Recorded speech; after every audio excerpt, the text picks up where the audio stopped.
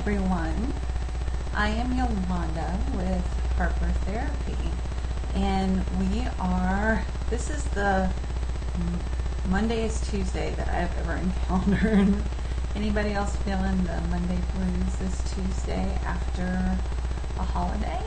And then it was a little bit of a different holiday because of the weather. A lot of us were kind of stuck inside instead of being able to be outside and enjoy the typically nice Florida weather.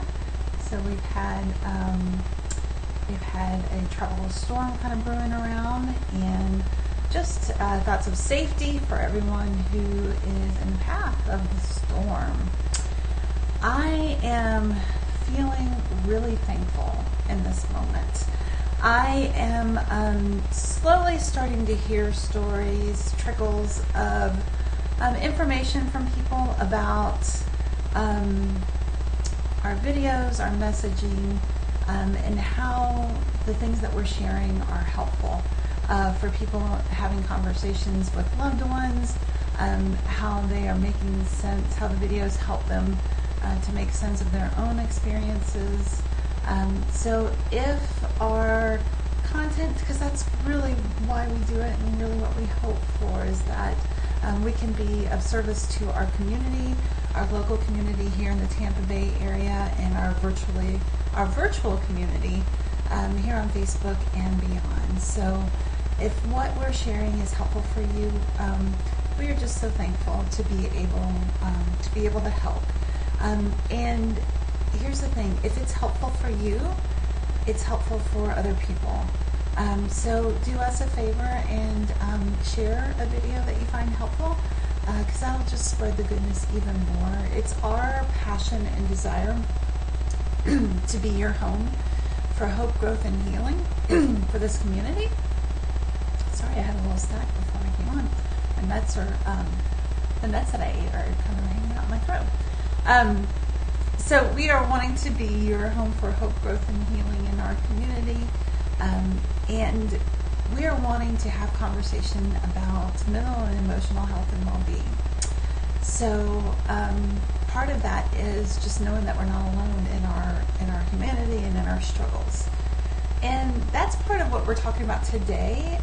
We have been sharing some tips as far as helping with anxiety.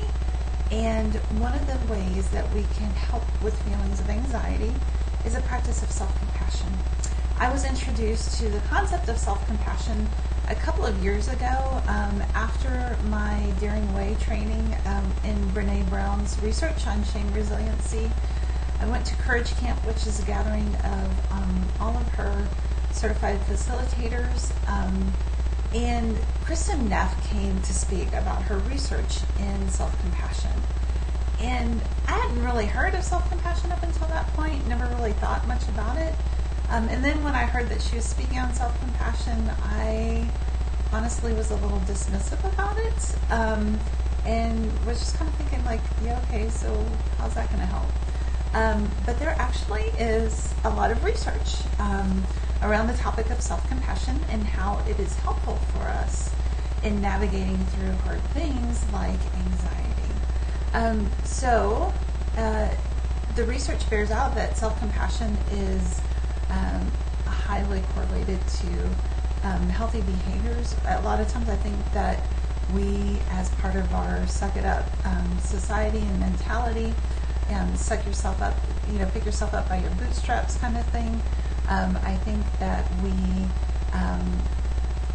don't want to cut ourselves some slack because we're afraid that if we do, then there won't be any improvement. But what the research says is that exactly the opposite happens, in that practice of self-compassion actually helps us to better change the behavior that we're trying to change. And it helps us through really difficult emotional states like anxiety. So there are 3 components of self-compassion. The first one is the mindful component. And what that means is that we're going to recognize that we're having what Kristen Neff calls a moment of suffering.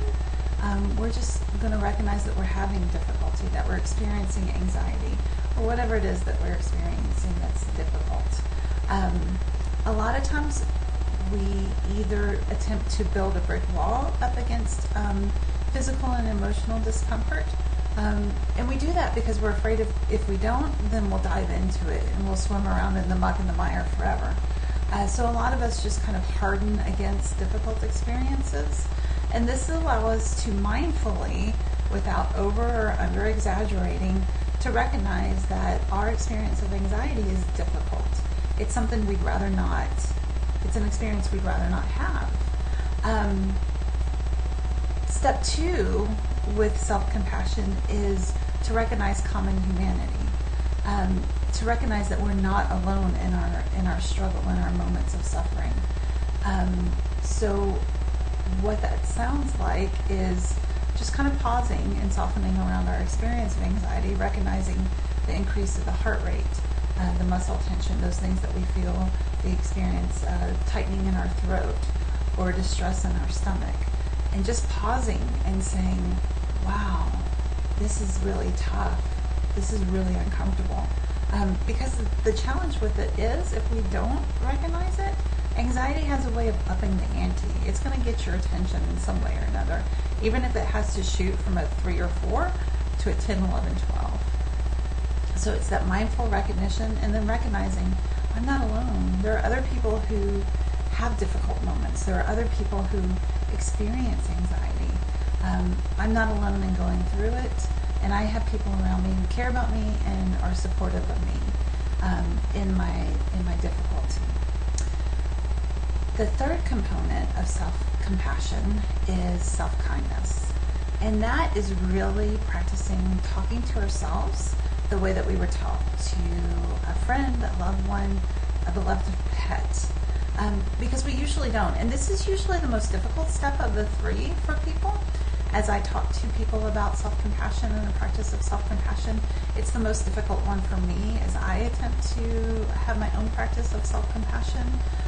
Again, because we're really hard on ourselves. We're harder on ourselves than we would be on anyone ever. So it's just recognizing that I can talk to myself the way that I would talk to someone else that I care a lot about in a kind way. And that might sound like, oh wow, this is really hard, but we'll get through it. You're really strong. We've been through hard things before, right?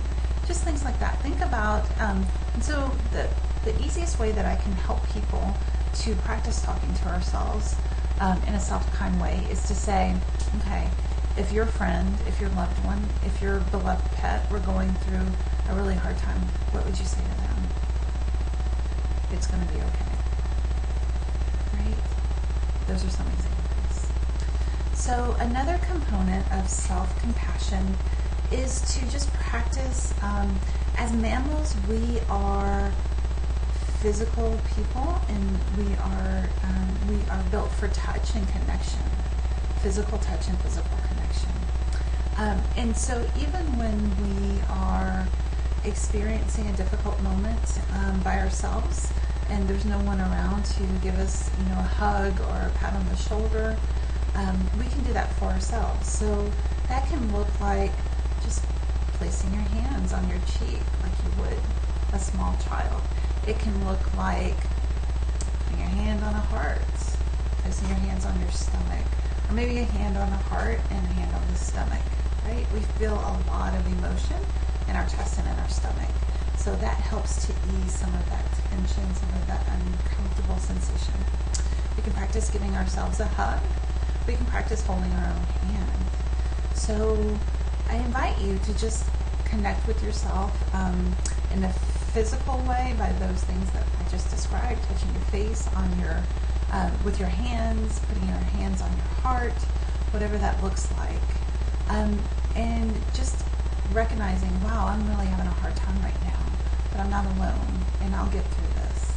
This is temporary. It won't last forever. I'm a strong person.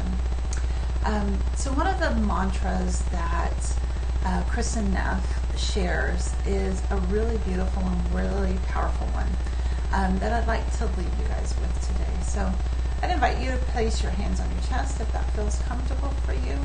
Maybe gently close your eyes or lower your eye gaze to the ground and just really kind of listen to the words and repeat them to yourself silently. And that is a mantra that says, may I be safe. May I be peaceful. May I be kind to myself. May I accept myself as I am. May I be safe. May I be peaceful. May I be kind to myself. May I accept myself as I am. May you be safe. May you be peaceful. May you be kind to yourself. May you accept yourself as you are in this moment. May we be safe. May we be peaceful. May we be kind to ourselves. And may we accept ourselves as we are in this moment.